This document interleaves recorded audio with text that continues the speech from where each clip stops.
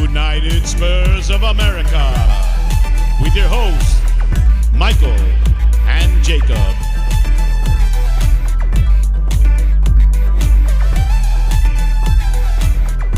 Hello, everyone, and welcome in to another edition of the United Spurs of America podcast, joined by your host as always. He's Jacob, I'm Michael, coming to you live, post-match, live reaction, following a 0-0 draw for Tottenham against Brentford on the road in the Premier League. 1 point shared by both sides today, and for Tottenham, that means they fall into 5th place in the Premier League table. Arsenal following a 4-1, 3-1? 3-1, I think. 3-1 victory at home against Manchester United. Helped them leapfrog Tottenham. Now into 4th, so both teams now 33 games played. Arsenal 60 points, Tottenham 58. Jacob, damn it, man. Damn it. Damn it, man. Damn. I would say how you doing, but I know how you doing. God. Because it's the same feeling that I'm feeling. And the only thing that would have made it worse, is if we would have waken up at 5:30 in the morning again.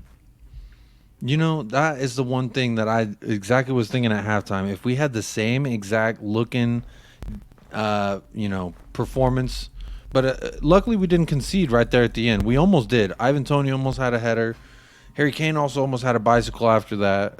There were some good points where we showed some things. But overall, what the hell were we watching? I don't know, man. I'll tell you what we were watching, actually. I have an answer. 90 minutes of football with no shots on target once again. 2 games in a row now, 180 minutes. No shots on target. And with that being said, we want to bring in a friend of the pod, Tottenham Away's very own Chy. Just got back from Denmark. He's feeling the Danish vibes, the Eriksson and Højbjerg vibes. But without further ado, we'd like to welcome in Chy. Chy, I wish we could be welcoming you in, under better circumstances. But Tottenham 0, Brentford 0. Initial reactions, my friend. First off, good to see you, man. Good to see you. Yeah, good to see you you're brightening too, guys. my day. Thank you very much, my friend. Yeah, good to see you guys. I wish it was under better circumstances. I mean, it feels like a loss, doesn't it? Feels like that. It does, yeah, it does. I just, you see what Arsenal have done in 2 games. We knew what we had to do today. Obviously, the United game was a disappointing result for us, but we knew what we had to do. We knew what we had to do today. We had to go out there and really make a statement and try and produce a win. Yet again, another poor first half. Yeah, another poor first half. After what Iggy said yesterday, we need to start strongly.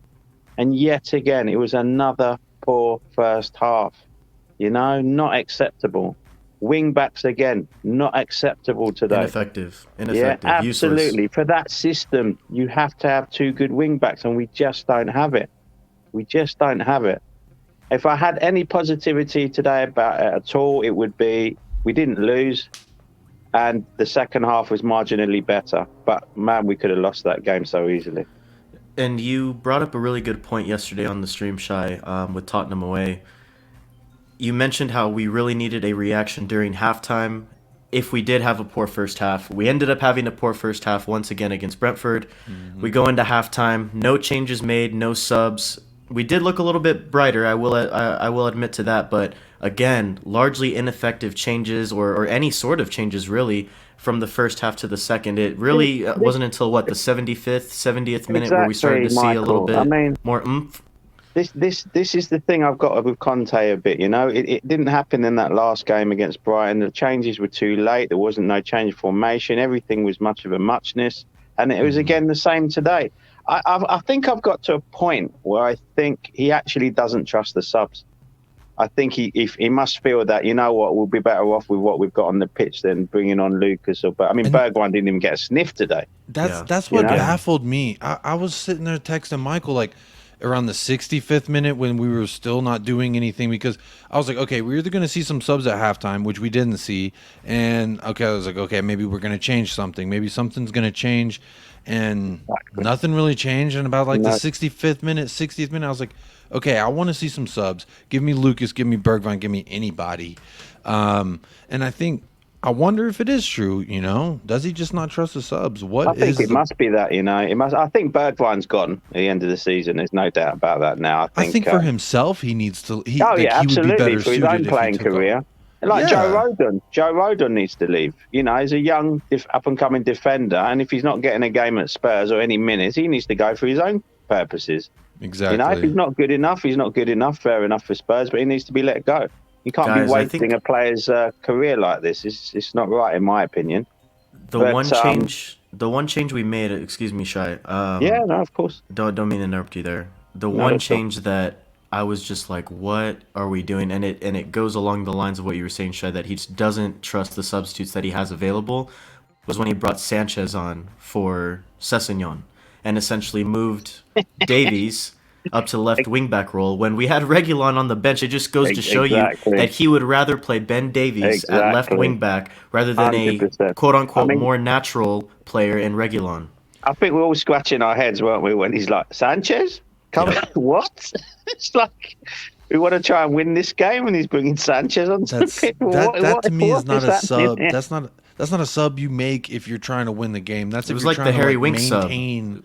Yeah, it just Same seemed reaction. It very- was like, God damn, again. And that was our first sub, and that's what baffled me. And then Lucas Moura comes on. I even texted you. I was like, okay, well, I still think he needs more than 10 minutes to play the game, and he gets didn't what, come on 5? until the 86th minute, Yeah. 4 or 5 minutes. Like, that's not enough for anyone to make a difference. Michael, you know this. Shy, if you've tuned into a lot of the live streams, I'm sure you've heard me say the same sentiment that I fully, wholly trust Antonio Conte. I'm questioning it. I'm wondering where we're at now. I'm wondering how I'm supposed to feel, because to me, something had to have changed, and nothing changed. Yeah. It just seemed like I can't understand how 2 games in a row, Brighton and Brentford, you have a whole ass week to prepare for that match, and you don't even get a shot on target. You have 2 shots off target in the first half of today. What is that? What is that? My son has never played a video game in his life. I guarantee if I put a controller in his hand, he could have more than 2 shots on goal in FIFA. You know what I'm saying? Like, it's sad. To me, I try to look at positives, right? And Michael and I, we don't usually record straight away after a match, or Yeah. especially after a defeat. But man, I couldn't help but say, like, man, we got to record right after this, because I just feel like, when do we say enough is enough? I know we can only ride with who we got, but where do we go from here? Is top 4 completely gone? For me, it's not. It's still a mathematical possibility. So for me, it's still on. It's always going to be on until it ain't. The problem for me, though, Jacob, is look at our next 2 fixtures, man. We got Leicester and then Liverpool, and Yeah. then the North London derby. These next 3 games are huge. And we're gonna go into that Leicester match on the back of 180 minutes of no shots on target football. That's what worries me, and that's why I'm doubting now whether we're gonna be able to make top 4 or not. Shai, how are you feeling? These fixtures are gonna be tough. Exactly. No, 100%. The thing, you remember what I said last night on Tottenham Away? I said it worries me that performance is still in us, like last week's performance. Before that, we were flying high, scoring goals, not We had a conceding full week, many. Shai, to prepare for this match. 100%. And I was hoping last week would have been a one-off, but yet again today we've proved it isn't a one-off, and that's the worrying part. Are we going into the last 5 games now on this kind of form, which means we're going to blow it? We're going to blow it. I said we need to change our badge from to dare is to do into it's the hope that kills you. Honestly, I real. think we should change the badge from that to that, because it happens every time, boys, doesn't it? It happens every time they give you hope. They just they take your legs away from you. Do it every time, and it's Not only so do you have our frustrating. performances the last few games, the last 2 games in particular, but I hate to say this because I really hate giving any sort of credit to them. look at Arsenal's last 2 wins on the road at Stamford They Bridge, stepped at up. home They against stepped up. United. Like, come on. No, exactly. They I ain't stepped giving up. They it did him. what was necessary, and we knew what we had to do, and we didn't do it. It's Yep. as simple as. But it's not over yet. We can't say it's over yet. It's not over yet. We just got to pray and hope that he can get into the players this week and just drum something into them. But I mean, I'm sorry, Emerson today was absolutely shocking. He was so poor today. Can I say one thing in his defense that I saw? One thing today that I thought was I texted. It sucked. It really did suck because we were talking. Michael and I were texting a little bit before the match, and I was like, you know what, I'm just like, I don't want to write off Emerson yet. He's 22, young dude. I don't want to write him off yet. And we were just kind of like, yeah, he's young, but he's been dog meat, so like whatever. Yeah. We moved on. And there was a moment in the game, I don't know what minute it was, but he played the ball, and then he also caught one on the chest and played a nice ball to Harry Kane. But Harry Kane was pretty smothered in the box, so he didn't get a great shot off, and it was blocked. But if Harry Kane had made a goal there, that's an assist. But then immediately right after that instance, He gets sauced. at he the got end. he got He got sauced. absolutely roasted, didn't he? He got his- roasted. I'm pretty sure after the game he legally had to give his boots to that man because he took them. He took them from him then and there. Well, He said, "I'll let you borrow these the rest of the match, but you got to give them to me after the Wow. game." Guys, you bring up good points, and let's go ahead and get into it. It's a good segue into this next part that I wanted to discuss. It is the wingbacks. So we already mentioned how Sanchez came on late on in the match. He was our first sub. Pushed Davies up to left wingback and took off Sessegnon. First of all, Sessegnon coming into the 11 for the first time in a little bit. He's been out with injury and stuff like that. Reguilon named on the bench to start the match. Doesn't get any minutes off of the bench either. Like we Not said, one. Sanchez comes on. Davies moves to that left wing back role instead of Reguilon. On the other end, we've already kind of talked about and touched on it. Emerson, very, very ineffective for the majority of the game. This is a big worry, guys. Like, this is a huge worry, especially with the system that we play and how reliant we are for our crucial. wingbacks to play well. Shy, I'm going to kick it off to you first, man. I know you already said that you were disappointed with Emerson, but even the substitution, you don't even bring Reguilon on. This left wing-back position is now a big, big concern for me. Yeah, I mean, the only thing with Reguilon, I thought I heard something that he picked up a knock or an injury. That's the only thing Okay. that I think I might have heard that. Another Don't one. quote me, but I Jesus. think I might have heard that. Another But one. Our Yeah. left wing-backs are But still do you DJ remember- Khaled there at the injuries. left wing back. yeah, do Two you remember I DJ said Khaleds, man. Kulusevski was earmarked as a possible right wing, and he went there, didn't he, today, towards the last part of the game? He actually went to right wing back, didn't he, when Lucas came on? Yep. Listen, we've said it 100 times. For this system, you need good wing backs, and we don't have them. It's that simple. We don't have them. This summer, we need to be investing in 2 proper wing backs that can play the position correctly, and can put in crosses and dangerous balls. Because if it's not coming through the centre, I mean, how frustrating was it today? Even in that second half when we were pressing them, getting the ball, having possession outside their box, and we just couldn't find a decent ball into the front 3. We couldn't find it. Every time we're knocking it sideways, knocking it wide, knocking it back in, knocking it wide. We can't get a decent crossing. We can't find the front players. It was so frustrating. Frustrating. We just did. I mean, you remember we said yesterday, would we have a plan for Christian Eriksen? Did we? Did we have a plan for The Christian first half, Eriksen? it didn't look like it. Because, my God, that guy had so much space today to play in. He literally It picked was- the ball up all over the pitch and did literally what he wanted to do with it. I saw in the first 5 minutes, I was like, okay, Kane's pressing him, Højbjerg's pressing him, and then it was like after the 5th minute, they're like, we'll just let him drift. have it. We'll let Go him on. drift. We'll let him drift wherever he wants to go. And to me, I was like, okay, I guess Christian Eriksen now is just getting bubbles and bubbles of space. And I mean, we saw what that when we're talking about the wingbacks, though. Honestly, I have to say I thought Emerson. If you're comparing the two that we saw today, I thought Emerson performed better for us than Sessegnon. I was pretty disappointed in That ain't saying Sessegnon. much. Yeah. No, I mean, yeah. What are you gonna? Do you want pee pee? You want poo poo? It's the same thing. It's all dirty, nasty. You don't want it. It goes in the toilet. You flush it. You know what I'm saying?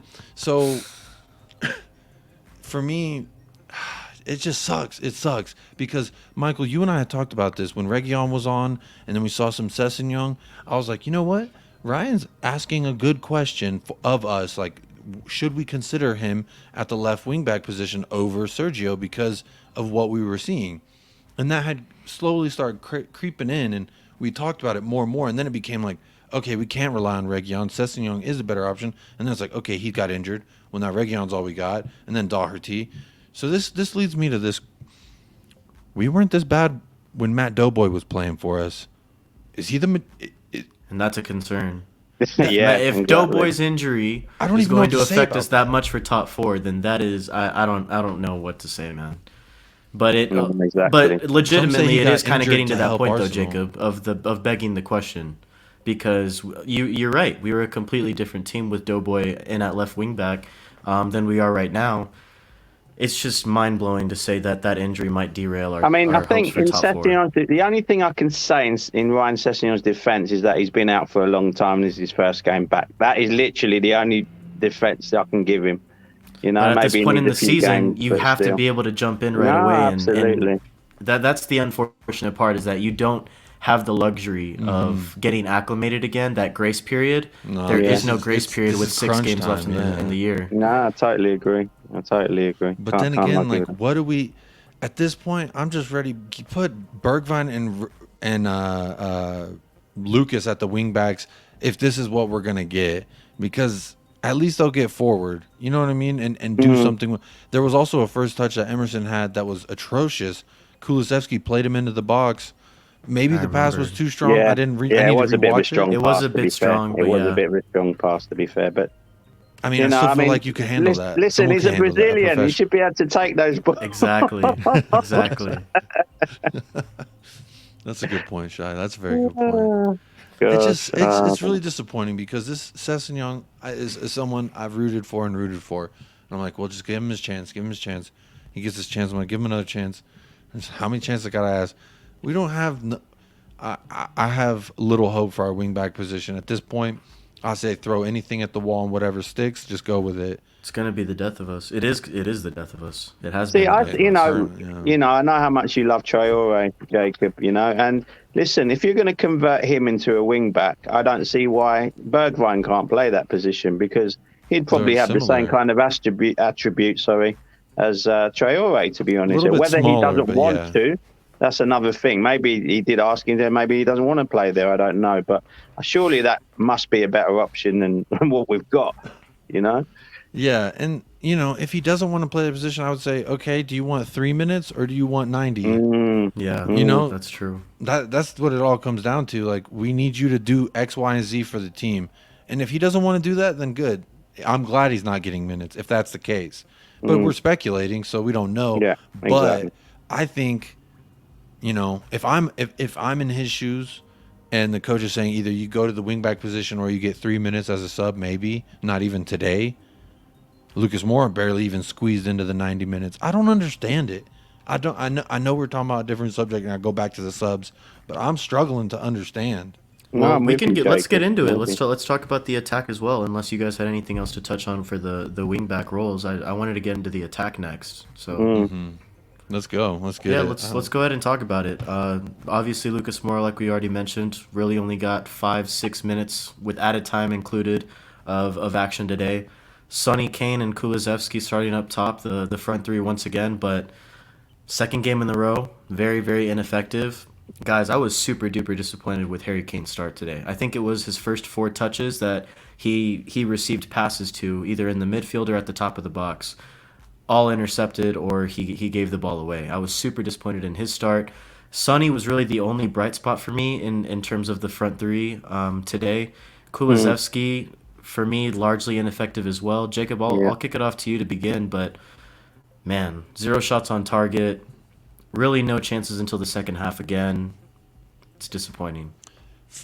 This is something I predicted on yesterday's live stream. Shout out Tottenham Away on YouTube. Hit the sub, like. If you're watching this on United Spurs of America YouTube, go ahead and hit that subscribe, please.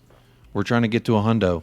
We haven't said anything we'll do once we get to 100, but I'm not shaving my head again. I'm not gonna eat a hot chip. I'm too old. I don't want to mess with my bowels like that. But shout out to Rez and Colin. They do the hot chip challenge.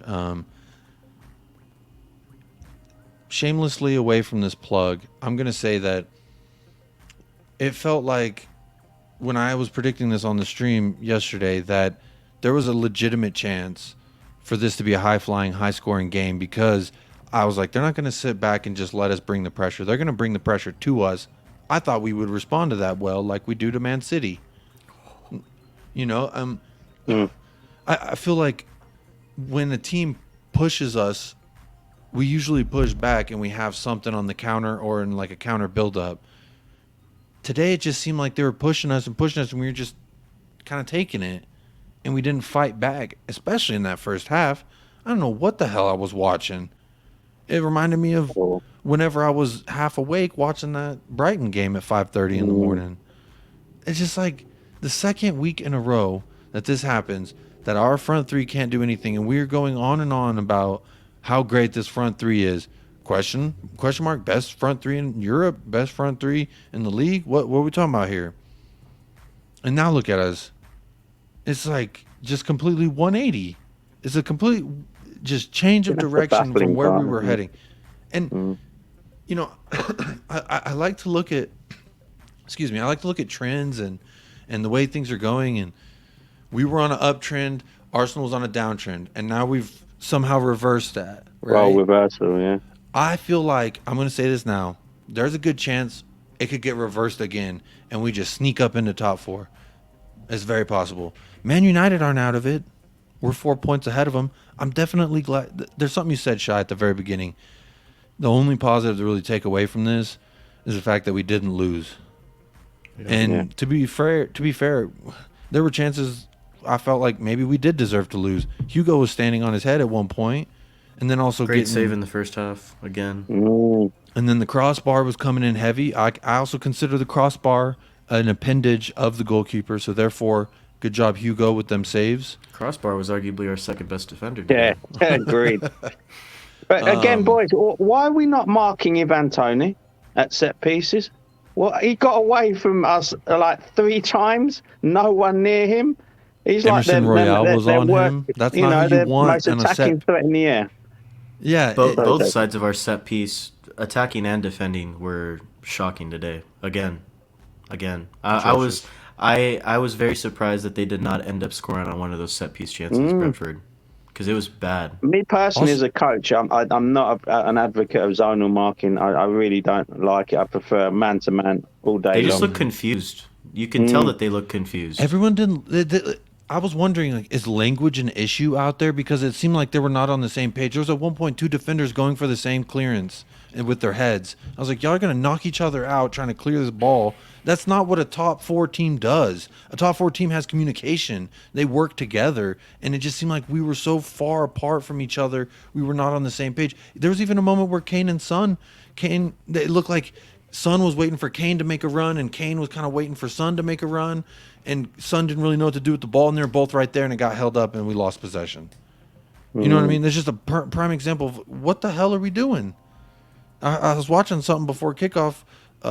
BT Sport or something put out an interview with Ericsson, and he was going on about, I know what it takes to break the connection between Son and Kane. I don't know if he's right, but if you look at today, he must be right, because whatever the hell was going on wasn't working. Harry Kane's passing, 64% accurate passing on the day. That's not good. That's not Harry Kane. No, that's not the beautiful midfield play that we've seen from Harry Kane. So yeah.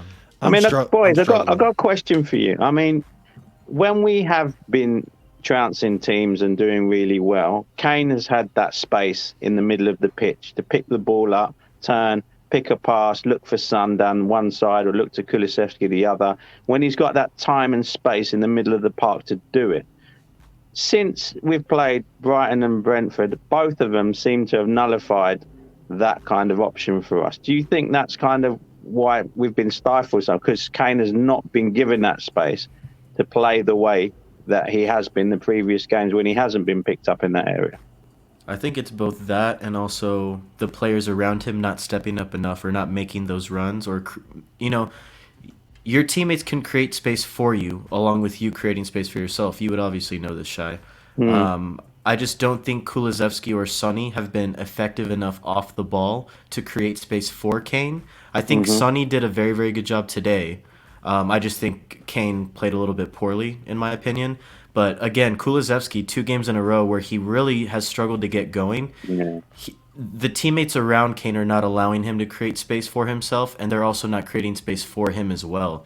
So I think there's 2 parts into that. But even when Kane had his chances today, it didn't look like himself. Like I mentioned, it was the first 20 minutes. I think he had 4 passes played into him, and he lost the ball all 4 times that he got it at his feet. So it was a mixture of both today. But you're right, Chy. When Harry Kane when he doesn't have that space, and when he's not creating, when he's not giving those chances to Sonny or Kulusevski who are making those runs, it's a totally different Tottenham side than what we saw. We don't today. seem to have another plan. If he can't do that, there's nothing. Then you rely on your wing backs to do something, and clearly that's not happening either. Or your midfield behind them, and Bentancur and Højbjerg today were mediocre at best. Yeah. Again, 2 games in a row. I'm curious about. I know we're going to get on the midfield in a little bit, so I want to say this last thing about Harry Kane. But you got me thinking. Why was Højbjerg like our most forward creative passer in the midfield over Bentancur? Usually it's the other way around. One of the problems, I guess. But back to Harry Kane real quick. Harry Kane, whenever he went away to Augusta, right? I was pretty critical of him. I was pretty harsh on the guy. He didn't go to Augusta this week, but he still looked like he went to Augusta this week. So what's going on? Is he okay? Is Harry Kane all right? It's hard to know, isn't it? Really, I don't understand. I'm curious. I want to ask both of you this question because one, Harry Kane is one of, if not the favorite player of Michael. I don't want to speak for you, Michael, but and Chy, you're a coach, so you can see this from a coaching perspective. What do we need to do to get Harry Kane to play well again? Is it Harry Kane? I know we were kind of talking about this earlier, but I'm just really struggling to understand why it's been 3-4 games now where we're really struggling to see an impact from Harry Kane. I think, me personally, I just think he's not being allowed to do what he wants to do. Where in the other games he was allowed to pick up that ball deep, turn on it, spray the passes wide, spray the passes in behind, and literally do what he wants to do. And then the other teams didn't seem to pick up on him quick enough, whereas now he seems to have been sussed out. Especially Brighton against Brighton, they nullified him completely with Basuma in there, and the same thing kind of happened today. He's not, picking up the ball in the right place and doing what he wants to do. In my opinion, I think that's what's going on with him. But yeah, I mean, how does a team that banging 4 goals, 5 goals, this, that, the other, go from that to no shots on target in 2 games? I mean, is Thomas Frank and Graham Potter just that much better of a mastermind than Antonio Conte? Well, it's hard to. You wouldn't like to think so, but then again, the proof is in the pudding. Yep. I do rate Thomas Frank as a manager. I've got to be honest. I love what he's done with Brentford. Yeah, absolutely. I think Thomas Frank is an awesome manager. But if you put the 3 up against the wall, they played us off the park, Brentford, at some points in that first half. Yep. If you put all 3 of them up against the wall, though, and you're like, all right, bring in your team, I feel like 9 out of 10 people are going to pick Antonio Conte, and that one outlier being like a family member. No, I totally agree. It's disappointing. I guess that's my point. I'm just disappointed. I feel like Antonio Conte can come up with something, but why isn't he? Is it the players? Is it him? I don't know. I don't want to go and blame Conte or blame. I'm just curious, what the hell's going on? What am I watching? I'm guessing we haven't heard any post-match comments yet from him. We haven't had time to see anything. I haven't seen anything online yet since we've been recording. Anyway, boys, I'm going to have to jet, I'm afraid, but thank you for letting me on. I appreciate it. Sounds good, Chy. Thank you for joining the pod, my friend. You're more than welcome, and take care, guys. I'll catch up with you soon, yeah? All right. Up the lads. Let's get it. Come on, you Spurs, though. Yeah, come on, you Spurs. Yeah, come on. Get in. See you later, for joining, Chy. Cheers, guys. Bye. All right, Jacob, you want to cover the midfield, and then do we even do man of the match on BDE at this point? I feel like the man of the match is the final whistle for me. I mean, we could just do it right here, right now. Man of the match, Hugo, BDE. either the goalpost or Christian Romero. A little different. We usually save this for the end, but this is an unenthusiastic selection here from the Man of the match, I got to go Hugo as well. To be fair, saved 2 points for us, arguably. And so did the crossbar. BDE, man.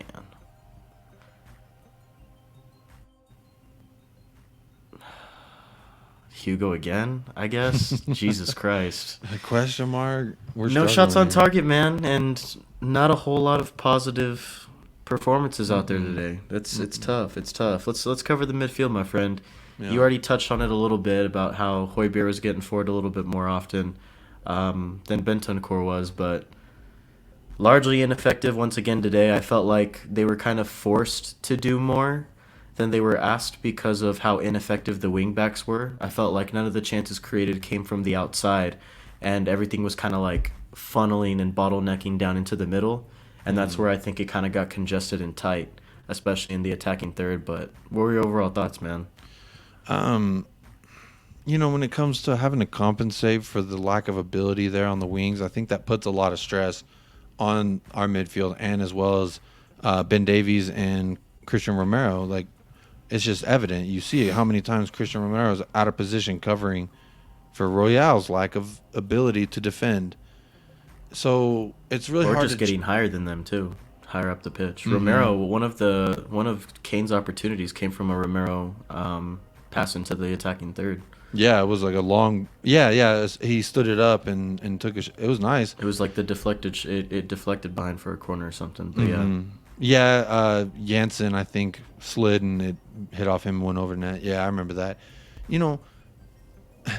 Your center back, it's great if they're a great passer. It's amazing. Like, that's just an added bonus. But your great passers got to come out of the midfield or the wings, feeding your striker. I think that's telling when one of your best passes into the box was from a center back and not one of these other guys. But I noticed Bentancur just looked like he was just trying to manage the game. Like, he wasn't trying to do. Whereas before, the performances we were seeing where we were like, yes, we like this guy. We were seeing creativity, confidence, kind of just like manipulating the game in the midfield. And now it seems like he's regressed. Maybe he's getting different instructions. I don't know. But it seems like he's regressed a little bit into just a more of a Winksy style, if you will, where he just takes the ball in, pass it back. Oh, you brought it to me, pass it there. You brought it back, give me pass it back. You know what I mean? It just seems like very toned down to what we're used to seeing from Bentancur. Yeah. And it's disappointing. When Højbjerg is trying to pass more creatively than you, this is why we brought him in. This is why we want him on this squad, because he's shown us that he can be that creative midfielder for us. It's just like, where is it at? His passing numbers are great, right? 62 out of 68, 91%. That's fantastic. But when you're passing it back half the time, it's going to look good. You know? Højbjerg, better percentage passing and more passes. More, I guess it's hard. I don't want to compare these two guys because they're not working against each other. They're not competing against each other. So it's like, but I can only go off of what I saw, which was nothing. I saw nothing creative from them. Now, Højbjerg, he did a lot of what I expect Højbjerg to do, which is just standing up, getting in the way, being a pest, kind of annoying the opposition. From Bentancur, I expect to see some creativity, some production, some helping, connecting plays to the forwards. Just I didn't see it, man. I really didn't see it.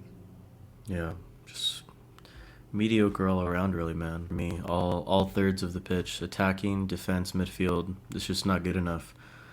The good thing is that we have, probably 6 days of preparation, of pure preparation, until next Sunday's match against Leicester City. So like I said already, I alluded to it a little bit earlier in the pod. Next 3 matches, Leicester at home, at Anfield, and you return home for the North London Derby. So if you're Spurs, man, you've really put yourself into a corner at this point in the season. I mentioned it two games ago, before the Brighton match, if you remember, Jacob. I said these next 3 matches are super duper important, and we need 9 points out of 9 in order to put us in the best position possible, maybe possibly with some cushion as well, in hopes of getting top 4. We've gotten 1 out of 6 so far. And I even said it yesterday on the live stream where I said, I'm starting to feel like maybe 4 points or more is a little bit more realistic. And it turns out that at this point, that's the maximum that we can get from these 3 games. Yeah, before Liverpool. So you got a full week of training, of preparation before Leicester City on Sunday. But until then, it's going to be a disappointing one to kind of savor and think over for the next few days, man. At least the next 24 hours.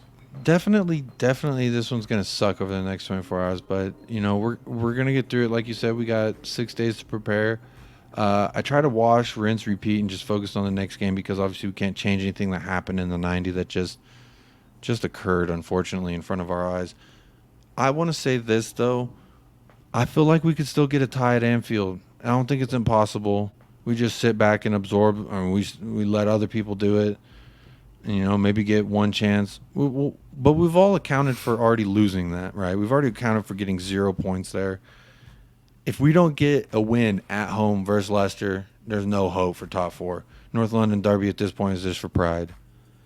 Because I don't think we lose at home to Leicester and then we go get anything from that Liverpool game. I think our confidence is so low at that point. But, God, it's really hard because I'm trying to get the positives. I'm trying to pull them out of something. If there is any sort of positivity going into this next week, is that Arsenal do play on the road at West Ham, so it is possible Bubbles. that they could possibly lose some points there. You but Bubbles. Yeah, man, it's gonna be tough. Final thought for today, Jacob, before we wrap up. My final thought for today is I'm thankful that we have Christian Romero on our team because if we didn't have him, who knows what that would have been a 3-0 loss if we had Sanchez or anyone else out there. Romero has shown again, despite a poor overall team display, he to me was the one shining thing outside of Hugo obviously saving our ass and saving 2 points. Christian Romero for me was instrumental in showing again that, hey, I'm a top defender. And I think in a couple years, he could be one of the best defenders in the Premier League. Yep. He's shown he's got all the capabilities, he's mentally there. Maybe once he gets a little bit more comfortable with the team, he'll have more confidence to boss us around and we can listen to him. Maybe. So that's my final thought is I'm thankful. We have Christian Romero. Obviously, I'm thankful we have Youngman Daddy. Without him, he was also the only other bright, if you could say bright, thing in the first half. So, big up Christian Romero. Thank you for being a part of Tottenham. Also, this is a PS, like a little extra to my final thought. If we get I was thinking about it today. If we end up in 5th and we get Europa, we still get European nights, right? It's still okay. It's better than Conference League. It's better than finishing 7th? Question mark. I guess. Maybe. Yeah. I don't know. Technically. That's the final. Think about that. Comment. Definitely leave us a comment on the YouTube section. Is it okay if we get Europa? Is it okay if we get 5th? It's still an improvement off 7th. We're not in the Conference League. I don't know. What about you, buddy? What's your final parting thought? Man, my final thought is just gonna try to get over this one for this week, and hope for the best against Leicester, man. Like I said, if there is one thing to be positive about, it's that Arsenal are playing on the road at West Ham next weekend. But then again, they've just beaten Chelsea and Man United. One of them was on the road, so just hopeful at this point. All we can do is hope. It's now not in our hands anymore. We are no longer in control of our destiny. So at this point, you just gotta hope for the best. Hope for the best.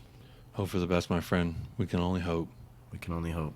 Thank you guys for listening to another edition of the United Spurs of America podcast. If you are interested in supporting us, click that link down below, anchor.fm/United Spurs of America. We will appreciate any and all donations down below.